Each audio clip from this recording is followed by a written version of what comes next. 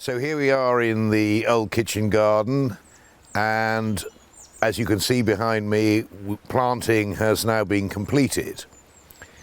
So the big story for this spring's garden opening, which takes place tomorrow, is that we've got a new collection of Malus trees here in the kitchen garden for everyone to see, and the kitchen garden is going to be open to the public.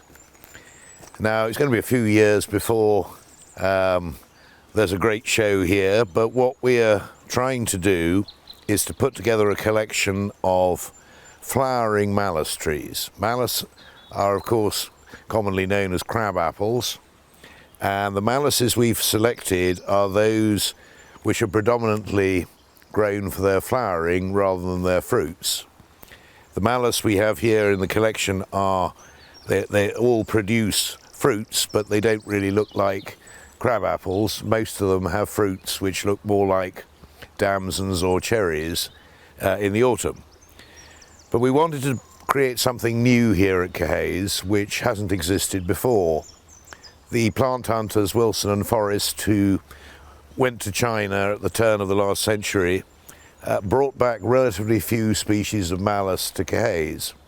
So our new collection here is something new and something which we hope will flower in May, after the magnolias are finished and after the best of the cherries are finished, and will draw you up from the castle itself into this old walled garden so that you can see something spectacular flowering away late on in the spring season.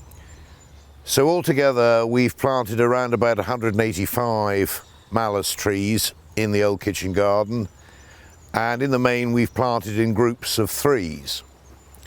So we've got about 65 different varieties in all. One day perhaps these may constitute a national collection of Malus, but that's very far into the future, and there are plenty more varieties we need to add to the collection yet. So how did we lay out the planting plan, and what is our overall objective? Initially, I produced a planting plan which you can see here, which is really quite rough, and then we had to sit down and think, how tall do individual varieties of Malus grow, and what sort of canopy are they going to create? So there's quite a lot of research to do. And the smaller growing Malus, which will only grow to about 12 feet eventually, are the ones which we've put lower down so they won't encompass on the path we're standing on, and there we've got about 4 meter spacings between them. The taller growing varieties are predominantly at the top of the hill, where they've got room to grow biggest and where you'll be able to see them across the valley from the drive and in the kitchen garden itself. And those that are going to grow eventually to, say, 30 feet with a 30-foot spread, we've spaced them at about 7 meter spacings.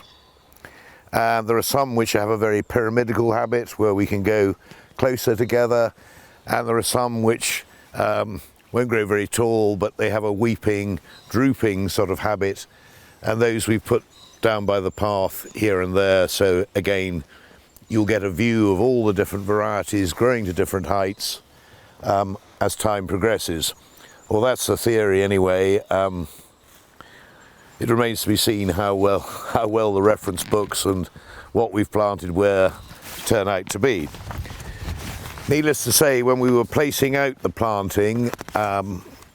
plants prior to planting, what you draw on a plan and what you end up with become two very different things. And so we've had to adjust the plan quite dramatically to get the right plants with the right spacings in the right area. And as you can see on the plan and on the ground, there's loads of room for new introductions that may come later. We've also got a master list which you would need for any collection, which lists all the varieties, roughly how tall they're going to grow, roughly where we sourced them from, and when we've planted them. And this list will be updated and increased. There's bound to be a few deaths along the way.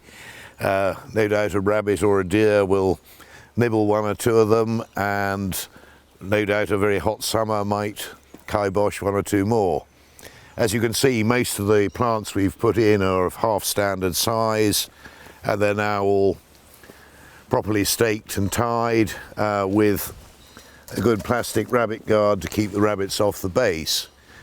Others that we've acquired are much smaller plants, and there the stakes are smaller, and the rabbit guards are equally or probably more important there. Looking around the kitchen garden, you can see that there's a lot of repair work to do on the walls, and we're talking to Heritage England about whether or not they'd be able to support us in doing some of that. But let's just wander down through the collection and give you a view of what you'll see as you come through the doorway into the kitchen garden.